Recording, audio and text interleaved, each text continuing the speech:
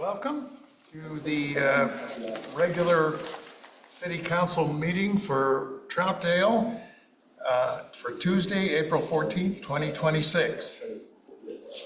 We'll start off with the, who's first tonight? That would be Councilor Allen. Councilor Allen, would you lead us in the Pledge of Allegiance, please? I pledge allegiance to the flag of the United States of America and to the republic for which it stands, one nation, under God, indivisible, with liberty and justice for all.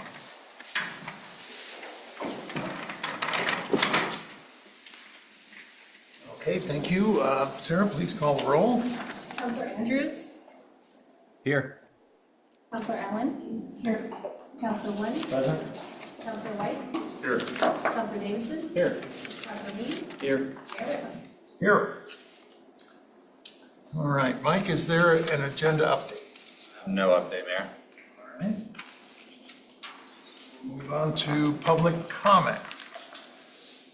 Public comment on non-agenda and consent agenda items is welcome at this time.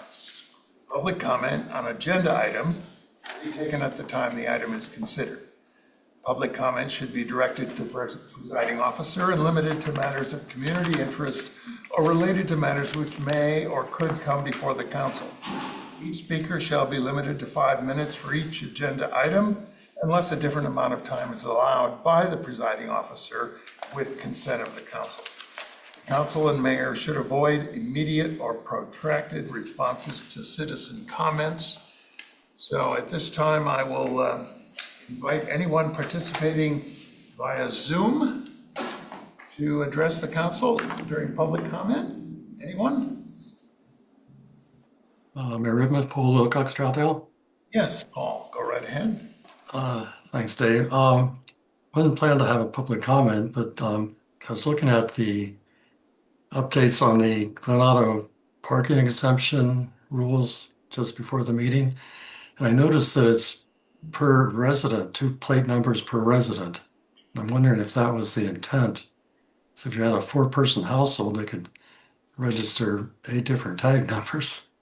So I was just curious about, if that was correct or not. I would expect it to be two plates per household. All right, thank you. I mean, frankly, I think it's 2 spots per resident. That was my intent anyway, but I don't know for sure. All right, how about anyone else on Zoom wish to address the council? How about in the room? This is time for public comment. Yes, Saul, please come forward.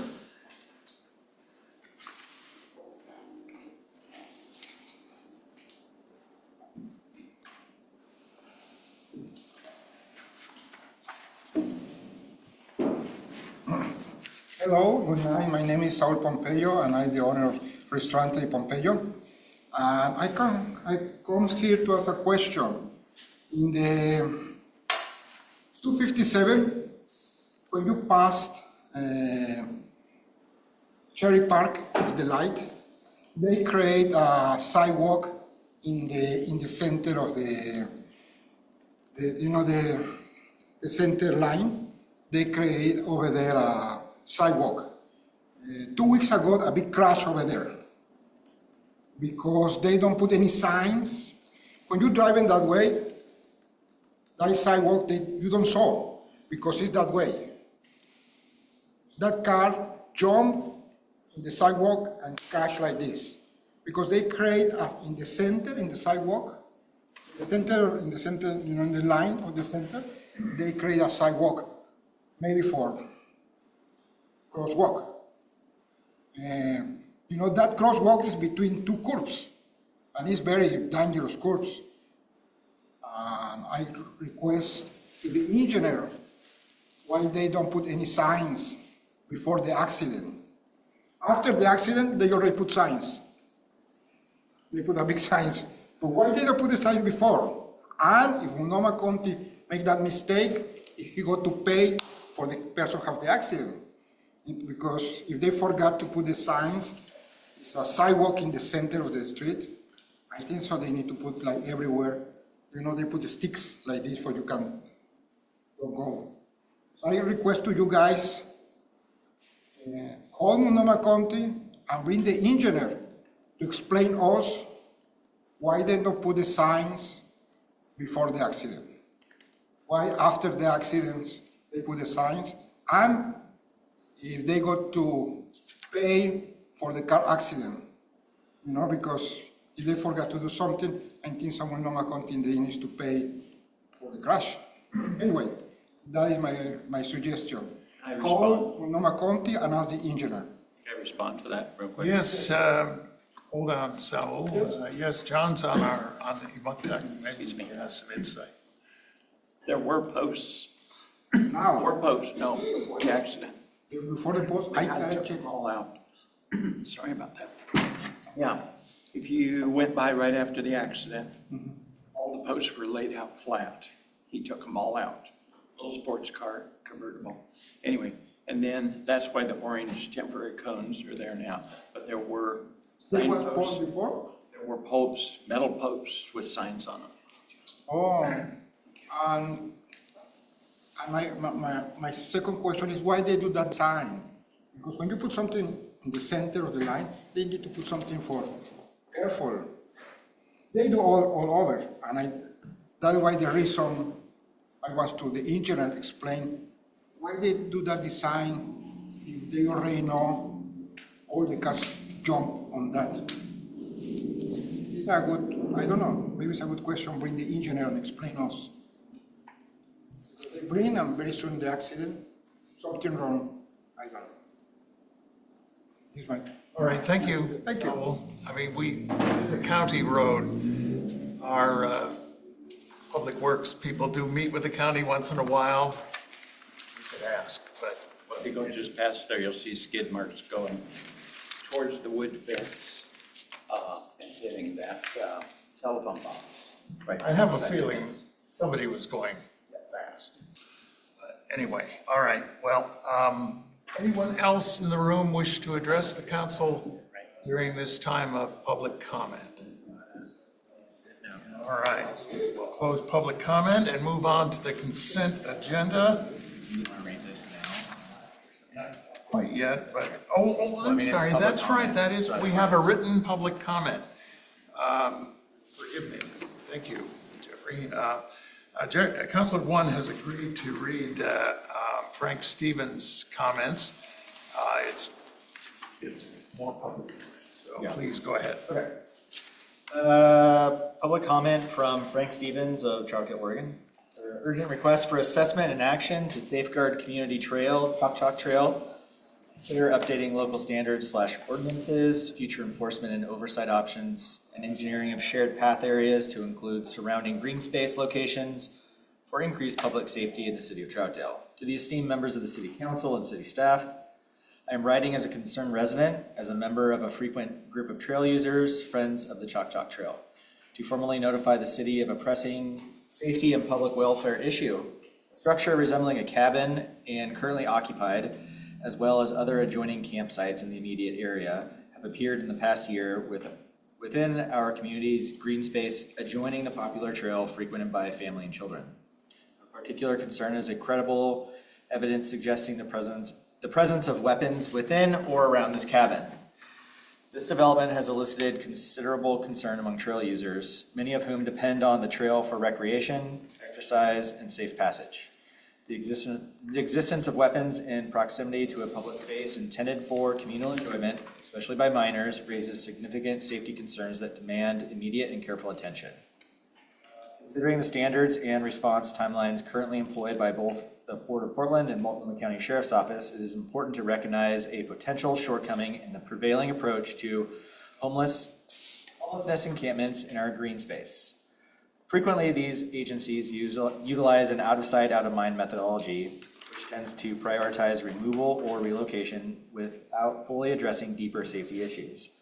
This practice may unintentionally neglect crucial concerns related to public safety and the welfare of both the unhoused populations residing in these areas and the broader community that utilizes the Choctaw Trail.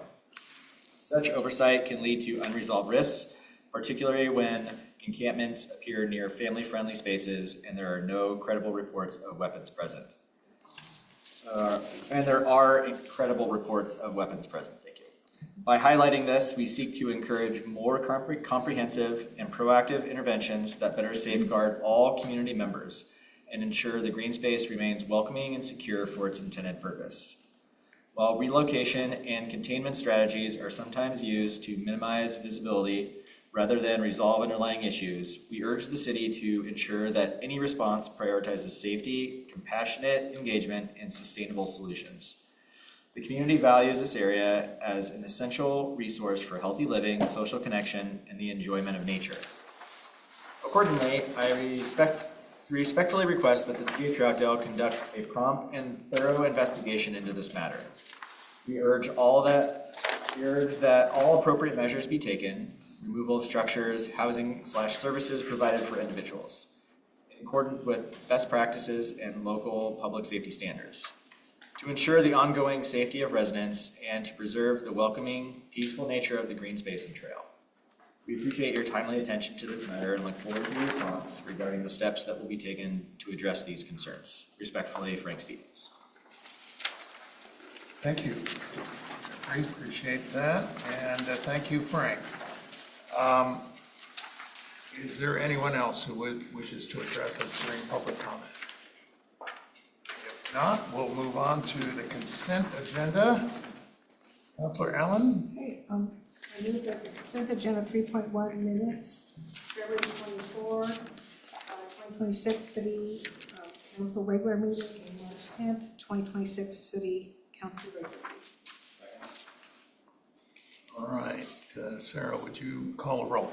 Yes. Counselor Allen. Yes. Counselor Wynn. Yes. Mayor Redma. Yes. Counselor White. Yes. Counselor Davidson. Yes. Counselor Levy. Yes. Counselor Andrews. Yes.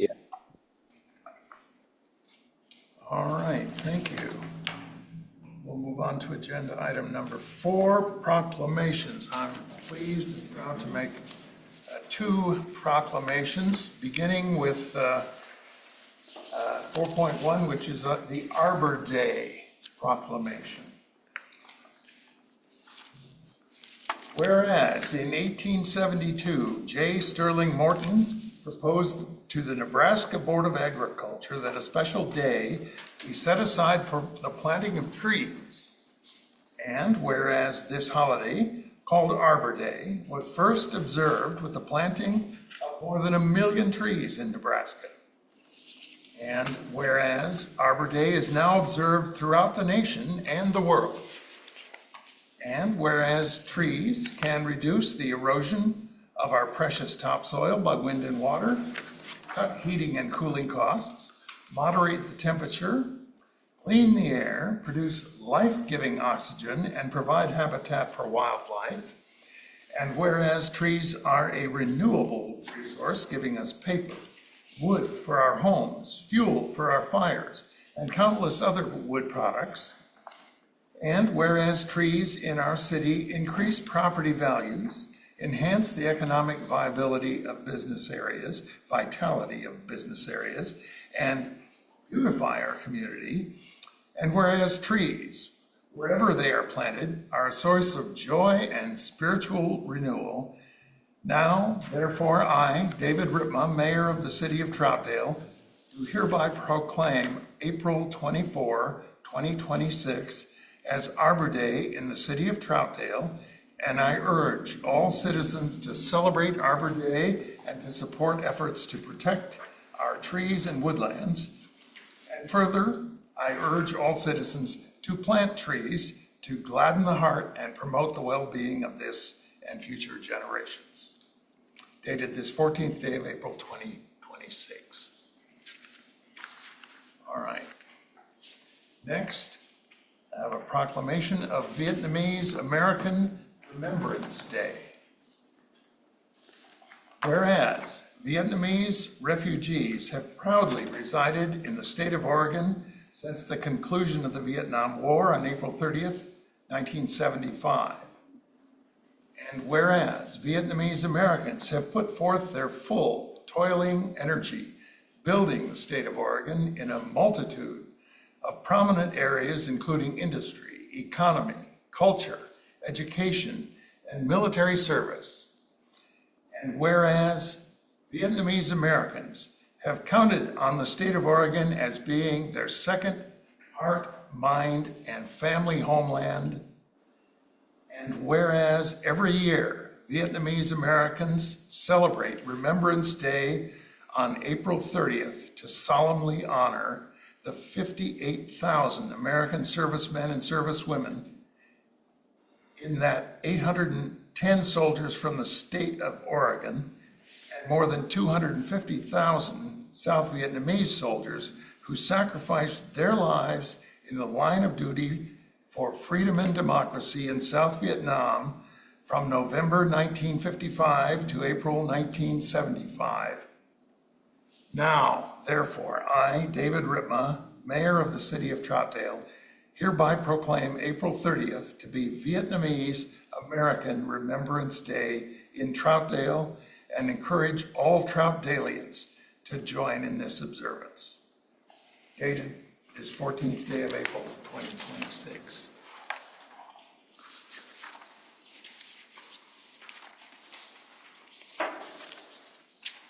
All right, we'll move on then to agenda item number 5, the second reading of,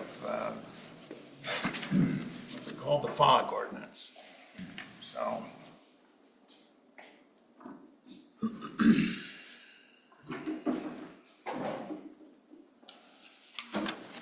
Good evening, Mayor Ripna and City Council members. My name is Ryan Largura, Environmental Specialist here with the City of Troutdale. I'll give you a chance to get the slides up and running.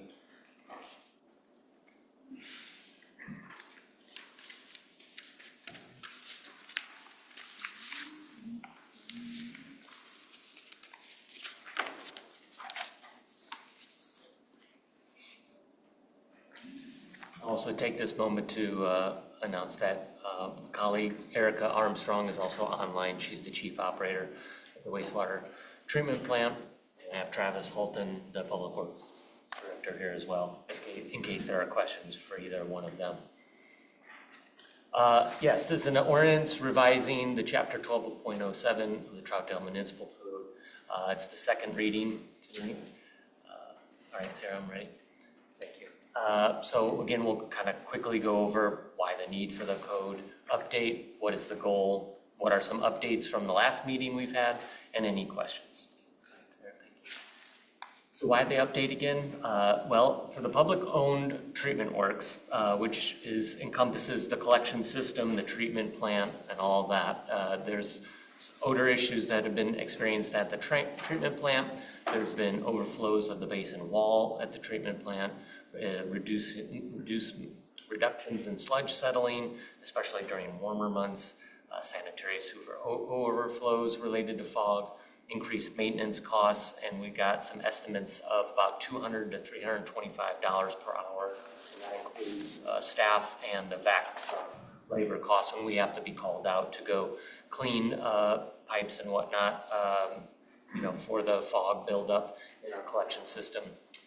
There's a risk of NPDES permit discharge violations, and there's risk of POTW interference and pass-through, which is a pre-treatment violations. For food service establishments, this would require documentation of pump outs and provide clear standards for the businesses.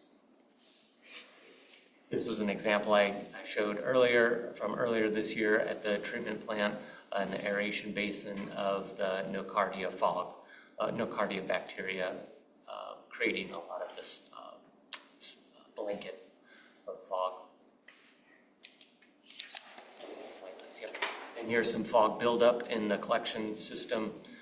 As you can see, the yellow grease buildup on the sides that we have to go in and clean out periodically. And then what is the goal? So eliminate the fog-related issues we're experiencing in the collection and treatment systems, provide clear direction to food service establishments to achieve compliance, but also really to validate what they're likely already doing with their grease removal devices at their restaurants. So a few updates that we've had since our first reading. We did send out letters to all the food service establishments. We've removed some of the food grinder prohibition language from the code. We changed minimum service frequency to extend it a little bit from 30 to 45 days for smaller units and 90 to 120 days for the interceptors. We changed some variance language, so there's no longer a professional study needed to be paid for by any restaurants. They would just rely strictly on the pump out manifest, which they're already probably receiving from their pumper when they come out and service these grease traps. And then there's an educational component as well that's built in partly into our software that we're using, but we may also have a component that we would do on site with the restaurants and their staff. So, Sarah, next slide. So that was my updates for you, and if you had any questions. All right, thank you. Question from the council? Yes, Glenn? Sure. Yeah, thanks, Ryan. Appreciate you contacting the restaurants. I think it's only fair to do that. I missed the part on the new report on the, are you talking about food garbage disposals? They're allowed. What's going on with that? Yeah, so I removed that language because looking at the the Oregon plumbing standard, they did have language that, allowed food grinders or food disposals in restaurants, and I didn't know if that was going to really solve the problem to require restaurants that had already installed it, the cost of removing them and maybe even making any other changes that they needed to do. I just felt like maybe that was an undue cost burden for them, and I'd rather see that money put towards pump outs clearly than that removal of an existing device. So there, if you have one, you can keep it, but if you're a new establishment, you can't put one in. I didn't require that either. Yep. Since the Oregon plumbing code already allows it and has it in there, I didn't want to kind of make a conflict of the two codes, and I just figured we'll just leave it be as is with the plumbing code. And then, how often is the city required to jet blast those lines, like in the main sewer? That's one I'm going to have to ask Erica if she can weigh in on, because I can't remember how often that is, honestly. It's not a requirement. It's more a maintenance that we just do to make sure that our pipes are running smoothly. Every year we clean a couple basins of our sewer system, and we usually hit those greasy spots at least twice, sometimes up to 4 times a year, depending on how bad those lines are. It's not required, though. We just do it to help maintain flow.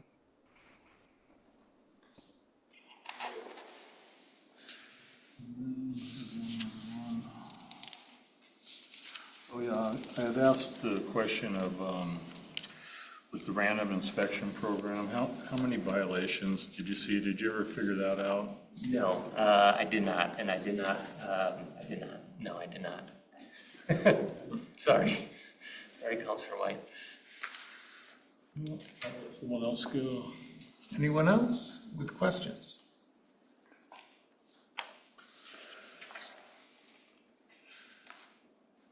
Well, did you think of anything else? I did have one concern that, by having the company that's doing the work, pumping out the grease traps,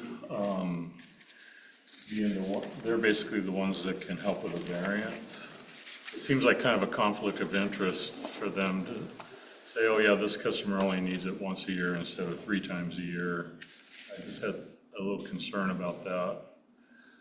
Well, really, it would be required still every 45 days if you have a hydromechanical grease interceptor or grease trap, and 120 days for the interceptor. So we put some firm standards in there that would be the minimum frequency of pump outs. And then there's in the variance, let's say a manufacturer, as I've been told, they may have a very high efficiency grease interceptor that says, okay, and 25% is also the standard, that we have established as, the pump out rule. And so let's say if a variance says Well, if this grease trap that was installed, that's a very high efficiency grease trap, says 75% is the rule, not necessarily 25%, well, then we would ask that the restaurant would provide us that documentation and say, well, this is what's been installed instead. So it's not really the pumper that's going to be telling the restaurants, oh, you don't have to pump it out quite as much anymore, or however often they think it is. It's going to be based on our own standards. And then, I guess my final question is, I read that restaurants can't skim grease off the surface, but are they still allowed to clean their own grease trap without calling somebody in? If they're able to fully evacuate the whole interceptor and take all that grease and liquids and all that and dispose of it properly as somewhere else where, they accept that material, that's fine. It's not probably going to be easy to do that if it's especially a large, 1,000-gallon interceptor, but that we're not saying you can't, in the code. So if they're 1,000 gallons, they're only allowed to be 25% full? Because that's typically the performance standard for interceptors. For them, the best Septic tanks aren't that way. Do you see this going anywhere? I know you can only target commercial operations. But do you see this being a new building requirement or anything down the road for new construction for homes? I would not be the one to be installing or requiring any of that. That would be far outside of my jurisdictional purview of the pretreatment program. Yeah. So. Thanks, Brian. Good effort. All right, if there's no other questions from the council, we did have, this is an ordinance, and we are going to be considering adoption tonight, but I would open it to public comment, if any, before we act. So let's start with people participating on Zoom. Anyone wish to address the council on this matter? Seeing none, how about anyone in the room wish to address the council? Saul, yes, you are welcome to. We, Vietnamese community of Oregon, we have the certificate of appreciation to you and the distinguished councilors. Yeah. First of all, my name is Troutdale. I am the president of the Vietnamese community of Oregon. On behalf of my board, thank you so much for the proclamation in recognizing the Vietnamese American Remembrance Day. Your proclamation reached beyond the story, the document. It honors our people who carry abundance of being freedom in another country, and they move across the ocean and resettle in the U.S. and also especially honor the U.S. and South Vietnamese soldiers who risked their life for freedom and democracy in South Vietnam from 1955 to 1975. From the bottom of our heart, one more time, thank you so much for the proclamation. And this is the thank you certificate. All right, well, thank to you so much. And the councilors. Thank you. Did you want me to stand up and take a picture or Yeah, something? please. Everyone on the council knows this isn't exactly the right order, but let's just do it. It's important. So I'll come around. Sarah, do you want to take the lead on?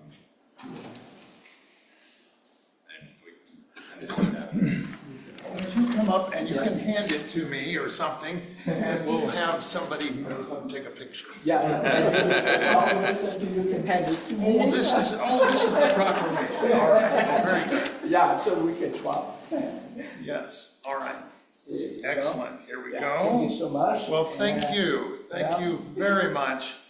And we are pleased and honored to have you here. Yeah. And you are all welcome here in Oregon. We revere the Vietnamese Americans. Thank you. Thank you very much for the conversation.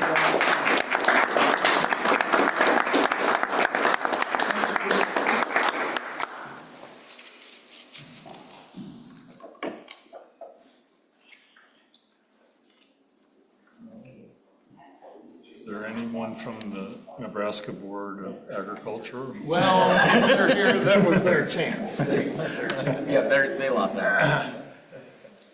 Anyway, thank you, delighted. All right, moving right along, I'm inviting public comment. Saul, perhaps you want to come up.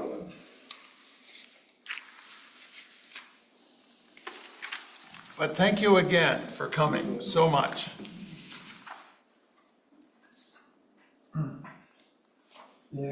Hello, my name is Saul Pompeyo, and I have a couple questions for the program.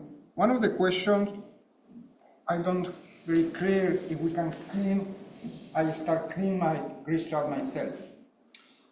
Yep, we did not remove any or impart any requirement that says you cannot clean it yourself. We just asked that you're going to be submitting a manifest online report to the city so that we can verify it's been cleaned. That means I can have access to that system to put my... Yep, and it's free to use. It's no cost to the restaurants to use that online reporting system that will be now. So in my case, we need to clean very often. You know, I need to clean my grease trap every month. Pay $500 for each time. So, and we can do in 20 minutes. Because my grease trap is not too big. It's very small, and we don't have 2 buckets of grease. Easy we do. And we do every 3 weeks. Really don't stink in our grease trap. Easy. Okay, thank you. And another question I have is, can we have access to your sketch to cleaning the pipe? Because if we are responsibility for 100% if something happen, I want to make sure we do maintenance, but you guys have maintenance too. Can we have access to the sketch? How often do you clean the pipes? Erica, is that something that we can offer? The schedule? There isn't like a specific month that we do it. We try and fit it in between other cyclical parts of us running the whole sewer system. So there isn't like a hard and fast schedule, but I'm sure if we knew it was happening later in the month, maybe we could put something up. Let me chime in on that. There isn't like a calendar that is laid out that says this is when we're going to clean this pipe or that pipe looking forward. As Erica talked about, they work it in with their work plans week to week as to how much they can fit in and do and work their way through the system. So while I don't think we could offer to provide a forward-looking schedule of when a particular pipe is going to be cleaned, certainly our maintenance records are available if someone, for instance, if someone were to be charged for causing a sewer overflow and they felt that they shouldn't be, they could certainly request to see any maintenance records we had and make those available. And then we can request a maintenance record. Of course, they're public information. Okay, thank you. That's the question. Thank you. That's it. Thank you very much. Thank you. Anyone else wish to address us on the deliberations about this ordinance? All right. All the matters before us. Dave, I thought of one other quick question. Yes, On the first read, I was a little confused when I asked the question of when you guys jet spray the sewer to get the grease off, that ends up at the sewer treatment plant. And I kind of got a mixed answer there. So is there any clarification on that? 'Cause Travis was shaking his head. No, it doesn't go down there, but Erica and you said it would. So maybe I misread it. That if you want, yeah. Go ahead, Erica. So in those super greasy pipes that we know have grease buildup on a regular basis that we go out and clean, we call them our troubled areas. We know these pipes usually have some sort of buildup on them. We have a basket that we throw in at the downstream end. So as we're pulling the grease back towards the truck, pulling it down the pipe, we have a basket that intercepts most of those big chunks of grease. Obviously we won't be able to catch every single piece of it, but because some of these manholes are like 10, 15 feet deep. we catch what we can and intercept it. But most of the time when we are cleaning, yes, we're just trying to get it off the walls. But in those big, heavy grease pipes, like you saw the pictures of, those we try and capture those chunks when we can. Thank you. Of course. Anyone else? Final questions? All right. Well, the matter is before us. It's an ordinance revising Chapter 12.07 of the Troutdale Municipal Code pertaining to the sanitary sewer pretreatment program. I would entertain a motion. I'll make a motion that we adopt an ordinance revising chapter 12.07 of the Troutdale Municipal Code pertaining to the sanitary sewer pretreatment program. I'll second. All right. Sarah, please call the roll. Counselor Allen. Yes. Counselor One. Yes. Mayor Ritma. Yes. Counselor White. Yes. Counselor Davidson. Yes. Counselor Leamy. Yes. And Counselor Andrews. Yes. All right. Thank you, Doctor. We'll move on to agenda item number 6, staff communications. Thank you.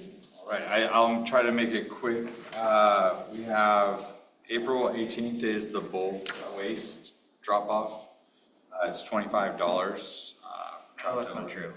Not true, is it? It depends on the size of your vehicle. Ah, I take a picture of it.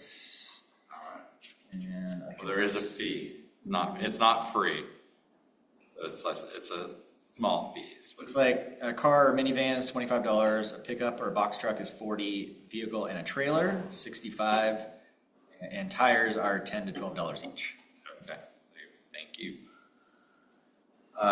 Where is it? It's at the transfer station here in Troutdale. Troutdale. What was the date again, Mike? April 18th, Saturday. This Saturday. It goes from, sorry, I should have gave you this, the hours. It is from at 8 to 12. 8 to noon. Bulk means any old thing? Accepted items are barbecues, bikes, box springs, carpeting, dressers, exercise equipment, furniture, lawnmowers, oil removed, mattresses, silverware, sinks, tables, tires, toilets, towels, water heaters, windows. Not accepted. So these are not. Animal waste, batteries, car engines, CFC appliances, concrete, dirt, sod, stumps, e-waste, fluorescent fixtures, food waste, household hazardous materials, liquids, paint, propane tanks, refrigerators, rocks, roofing materials, and small AC units. Those are not accepted. So, excellent. Other things that I have coming out, just giving you a heads up, we had some initial bids for the Buxton property up on the hill that came in. Basically, the hard cost for construction, $1.9 million, with soft costs upward of $600,000 to $800,000 on top of that. So that's something for discussion for another day that we might want to discuss and strategize around. Kind of giving you those initial numbers for fixes on that. A lot of that is the ADA requirements, inside, outside, as well as some asbestos mitigation, electrical, plumbing, and the like. So not a cheap endeavor, but something that we should probably discuss if we want to do that or not. Well, and I assume we need to discuss it fairly soon. Yes. This is the property we bought to be the new city hall, so I realize we've got a kind of a busy agenda for the next month or so, but we need to know what we're gonna do, whether we're gonna move forward with that. That's staggering, staggeringly more than it sounded like before. Yes, go ahead, Jesse. No, I didn't have a comment. I was just Anyway, agreeing it's that it was staggering. it's so staggering that we might need to reconsider what we were thinking. And I don't know if Ed, this might be for you, if we were to reconsider keeping that property, trying to acquire another one or make use of another one, is that a subject that would be eligible for an executive session? Anyway, something to think about, something to look into. Some parts would and some parts wouldn't. We Yeah, can probably. Talk That's more later what I on was that. afraid of. Yeah, okay. Anyway. I'm just kind of going through my checklist right now. Mount Hood Cable Regulatory Commission is being dissolved. So we're working out an IGA right now between ourselves, Multnomah County, Wood Village, and Fairview on how to process and distribute the remaining franchise fees for that. So we'll get some money. It's a little bit of money. It's not much. Hey, It's like 20,000. 20,000. It's a good chunk of change. We can do some good stuff with it. Well, let's see if we can't bring it home. On top of that is working out the community enhancement grant program, bringing that back to Troutdale as well. So I'm working out an IGA right now with Metro on that. I anticipate we'll be seeing those two IGAs coming before this council in May and June. And then, of course, the question earlier today was, how's the fee schedule progressing? And so with the fee schedule, we have to notify the Department of Building Codes and Management Division. I forget what their exact initials are, but you should be seeing that coming forward to you in May as well, May and June. So hopefully that will be adopted and in place for July 1. Those are my big updates coming up. We also have Public Works Week in May, the week of the 17th or the 14th. I have to look at my calendar. All right. It's around the middle of It's the in month. mid-May. Mid-May, Public Works Week coming down. And then all next week we have budget stuff, so. And yeah. Move on to council communications. Carol? I have none. No, Carol's first. We're going around. Well, Zach, we'll get to you. You get to You can move to adjourn. clean up. I'm good, thank you. I just had a couple things and I just want to address this. I just wanted to like put it out there about I don't really know what to do about it, but my concern, and this is not just about the city of Troutdale, and I'm sure it's going to be at the front of our minds this next week concerning our budget, but I'm just like concerned about the state of how maybe the state of Oregon is taxed and where our tax money goes, and I'm not really sure that there's anything that we can specifically do about that. It's probably more at higher levels than us, but I think we're going to find out this next week that I know we're not the only city that is in this position where we're having to pinch pennies and remove things and take things away from the people who live here. So I'm just stating it like as a fact that it's concerning to me of being involved in doing this. I think that there needs to be some sort of reform somewhere to help cities function at a higher level for the people that live there. So, and that's probably, again, above my pay grade. But I just wanted to respond to this comment from Frank. And I know I've communicated a lot with Frank over the last couple of years, and he's very involved in these kind of things and really cares about these spaces, as do I. Park next to my house is really kind of out of the way mostly, and people walk their dogs, and there's not really any living activity happening at the park. It's great. With spaces like this, I'm pretty sure that people moved over from 1,000 Acres and the Department of State Lands land over onto this side where they're now not being monitored. I find that to be very concerning, and I find it concerning that nothing is being done. And I find it kind of ridiculous that the people who live here and are paying taxes and want to use the spaces that their taxes pay for aren't able to safely use those spaces. And I think that something needs to be done immediately. And I realize that's probably a super tall task, but I think that this is something that warrants that. And whether it's whoever's land, if it's the port's land, or if sheriff needs to get involved. They need to do something. Like, they can't dilly-dally around with this, especially if there are dangerous weapons around. Whether they work or not shouldn't matter whatsoever. It doesn't really matter. It's not a place for people to live. It's a place for people to use and hopefully use safely. And so I am going to mimic Frank's statement that hopefully steps will be taken, and they will be taken immediately to deal with this problem and mitigate it for the future. So, yeah, that's it. All right, well, thanks. First of all, tomorrow is the deadline for filing the statement of economic interest. If any of you have failed to do that, don't forget. It's easy to forget. I do think we got reminders from Sarah, but it's been a while, and so I just mentioned it. If you don't know what I'm talking about, come see me afterwards. Last Monday, there was a filming by an outfit that was hired by the Oregon Lottery, who helped fund the Sharon Nesbitt Heritage Trail.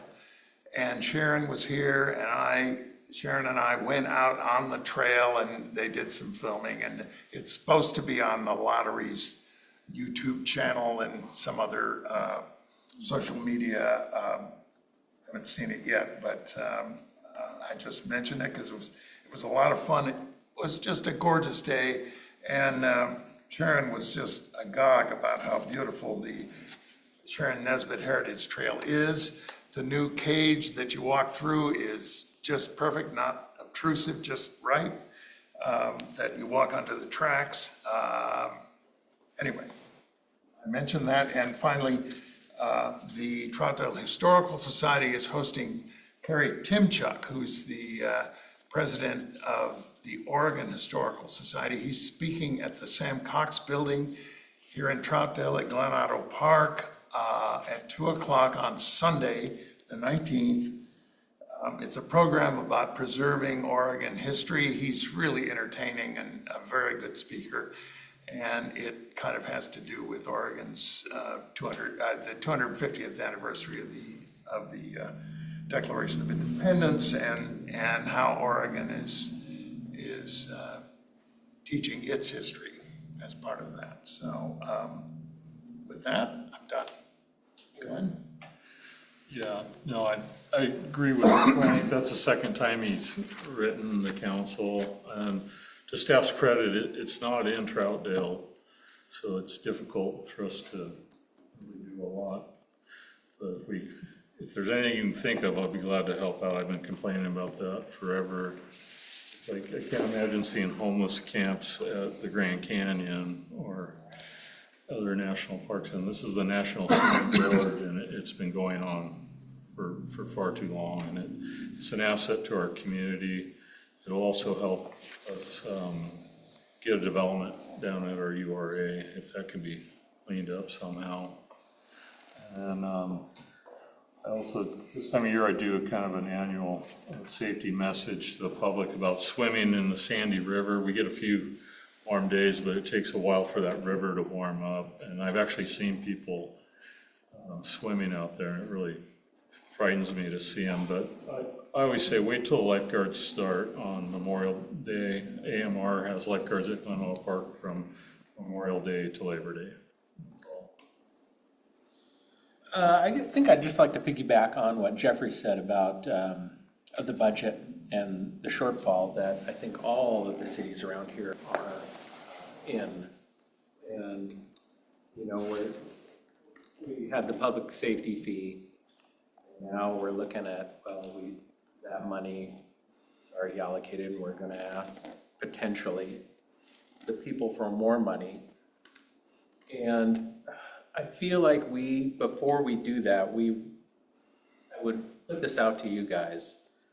Maybe we need to do our part, what we can, and maybe make a joint statement, get all on board with creating something that maybe describes the situation that our communities and the cities all around us are in. Hopefully, we could all get on board, it wouldn't fall on deaf ears, and maybe get something initiated at a higher level, because our hands are tied behind our back by the powers that be, and just looking at the budget, it's just depressing. So I don't know if anybody would be interested in getting together to do something like that, but I think it would be worth our time. Can I just say, I sent out an email this afternoon. It's president of the League of Oregon Cities is doing their reception. I think it's in June though, so 2 months away. But I find that that's a good opportunity to talk to them directly, because they are usually the lobbying arm of the cities at Salem. And so talk to them directly about your ideas and concepts at those sort of events. So if anyone can make that, I think I could probably make it. If somebody wants to go with me, or maybe a couple want to go with me, and go lobby it up and see if we can get something, some ideas out there. Something, yeah, that could be good. Ron? What's going on with the old city hall? That you know? I don't know, am I allowed to say? I can only say rumor and hearsay, but they're moving over there, which is nice. They are working on the back deck, and they finished the front pony wall up front on the lower side where the brewery side of the business is. And I don't know if I'm allowed to just say what I've heard, but I've heard, say it right, it's okay. I've heard that it's a Mad Cow Brewery coming in there. So if it's Mad Cow Brewery coming in there, and they're coming in from, and I heard it from more than one source. So the rumor is that it's coming from the plaza over there in Gresham. Gresham, yeah. Over to this site. So that is, I heard it not only from one of our counselors, but also at a community event. So my guess is there's some credibility to that, but I have not seen paperwork nor verified that that's who's coming in. But I heard at the community event when I talked to them, it was the same one, that there's quite a ways difference between what they think the value of that property is and what the owner thinks. That there's a fair gap. So it wasn't looking. Funny how that works. But, and, you know, my response was, hey, they got themselves into this situation. But yeah, one of the businesses contacted me and wanted to get together and find out what was going on. And I said, well, they've been working on it. They were working on it every day last week. Yes. And stuff, but. I've seen them out there every day for the last couple of weeks at least, so they're making good progress. And the real shining light right now is the old Taste Village. They're doing a phenomenal job with that structure, turning it into a hotel bed and breakfast. So really excited to see that pop up. Other than that, no. Hey, Zach. Hey there, thank you. Yeah, in light of Arbor Day, I guess I wanted to let you guys know I did give open comments to the Bureau of Land Management last month during their comment period. They are currently considering a project that would open up millions of acres to unrestricted logging again across the state. So I think it's important that we really protect our public lands, and I just want to let you guys know it's stuff like that's going on. I give public comment. I think it's important that we protect our state's resources and our outdoor industry and everything else we have going on there. And I heard about there was unfortunately sounded like there was a tragic death at the Amazon facility here in Troutdale on Sunday. So just wanted to say my heart goes out to that family, and I hope for due diligence in investigating the cause, and hopefully prevention in the future if it was related to working conditions. So, but yeah, I that's all I got for today. Thank you guys, appreciate it. Move your turn. All in favor, say aye. Aye. We're adjourned. Well, any opposed to that? No, I don't hear any. We are adjourned.